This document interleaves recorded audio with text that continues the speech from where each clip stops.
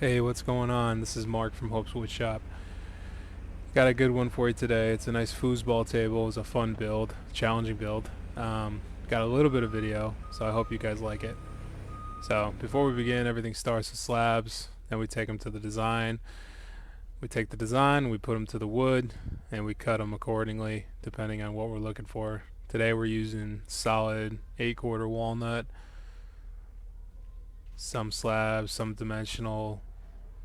There's my daughter Sage. She's a great helper, providing me moral support, bargain orders.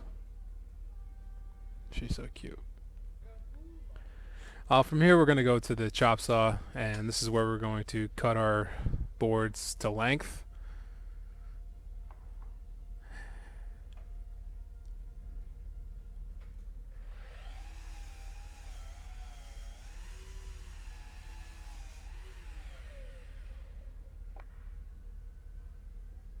And we're always checking to make sure that all the um, ends are clean and free from checks and cracks, because on this design especially we're going to be using some domino fasteners, and we want those to be super sturdy and very strong, and we don't want to have any epoxying of cracks and future failures at the joints. Festival Capex makes quick work of these cuts. Watch yourself.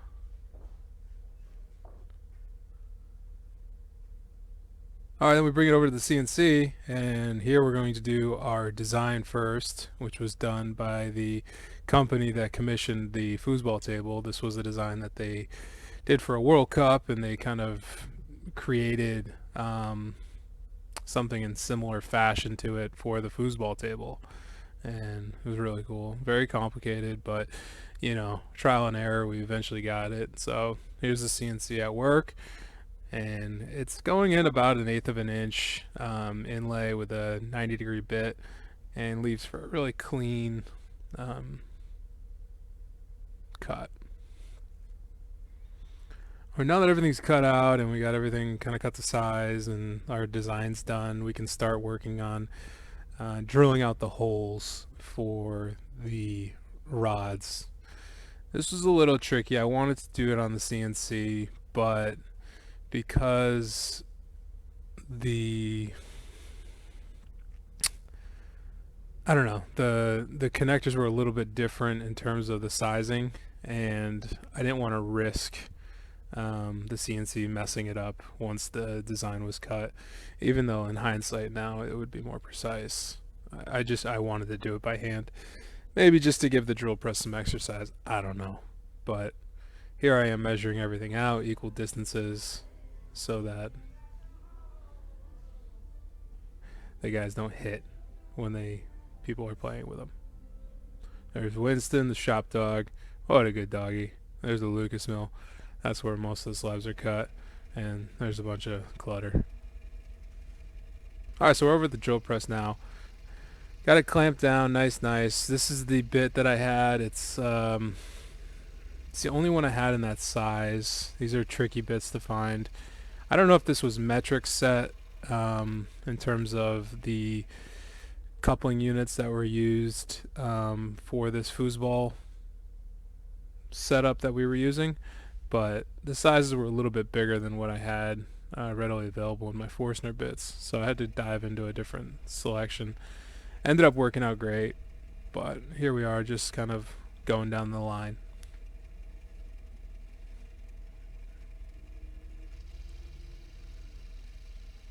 As you see what I was talking about earlier with the CNC, that detail, that line there, I was just worried that the CNC might go a little chaotic. But, I guess it's not true. The CNC probably would be more precise than this thing. Definitely after seeing the Forstner bit I was using. Next time we'll do it on the CNC. So here's the goal piece. This is the piece that sits inside on top of the surface, and this is the goal, which is the only way that you can score points apparently in foosball. Everything's done by hand, on this one. I mean, obviously, again, I could have done the CNC, but realistically, I just jigsawed the shape out and then kind of rasp the corners down so when the ball hits, it theoretically will dive into the goal.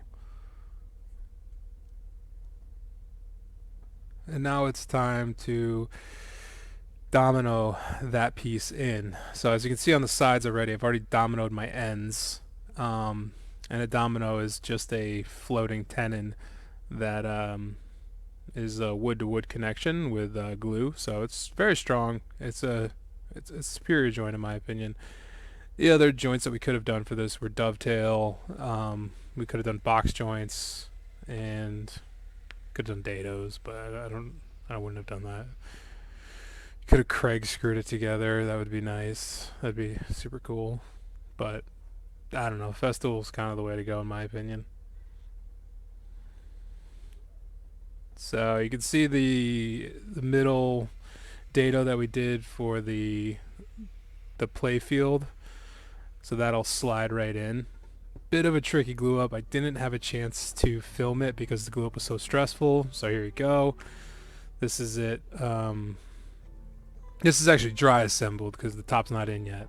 And I just wanted to make sure all the guys went in. They spun good. That's super nice. And here you go. This is all glued up and ready to go. So the top is in. The sides are on. I'm sorry. This isn't even glued up. This is glued up and finished. So I don't know. I kind of skipped ahead here, but we're good. It was very stressful. Listen, I'm a one-man shop. I was pretty surprised that this was good, and I was testing out a shot here, and I made it. So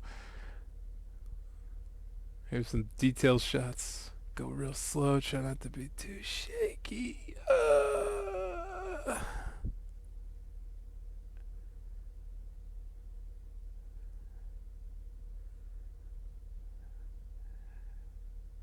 Look at that detail. That's so nice. So clean. This was finished with Rubio monocoat. It's a great finish. Super easy to use. Love it. Love the sheen. Top got a little bit of a natural finish on the ambrosia maple with the black epoxy playfield. Came out super slick. Here's a live action shot of it all assembled. Sit from the end. Another live action shot. Love that. That's it from the side. Super slick. It's a lot of fun. I hope you guys enjoyed it.